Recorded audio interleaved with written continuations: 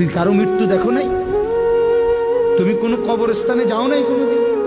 তুমি কোনো লাশের জানাজা পড়ো নাই? যে মানুষটা তোমার সামনে লাশ, সে কি একদিন হাত নাড়াইতো না? কথা বলে না? তার চক্ষুই খোলা ছিল না কোনোদিন?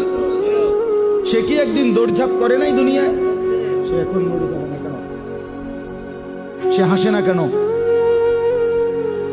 তার হাত নড়ে না কেন? দয়া করে বুঝতে শিখে। আল্লাহ তাআলা বলছে, বল তানজুর নাফসুম মা কদ্দামাত লিগাদ। আমার বান্দা, খেয়াল করো আগামীকাল কিয়ামতের জন্য তুমি আজকের দুনিয়া থেকে কি পাঠাচ্ছ। এটাই তোমার আখিরাতের পুঁজি সংগ্রহের জায়গা। দুনিয়া এখান থেকেই আখিরাতের জন্য পাঠাইতে হবে। মা কদ্দামাত, হিসাব করো আখিরাতের জন্য কি পাঠাইছো। ওয়াত্তাকুল্লাহ। এরপরে আল্লাহ আবার বলতেছেন, বান্দা আবারও বলছি, কথাটা ফেলে দিও না, আমাকেই ভয় করো, গুনাহ ছাড়ো, নেক আমলে অভ্যস্ত হও। ইন্নাল্লাহা খাবীরুম বিমা তা'মালুন।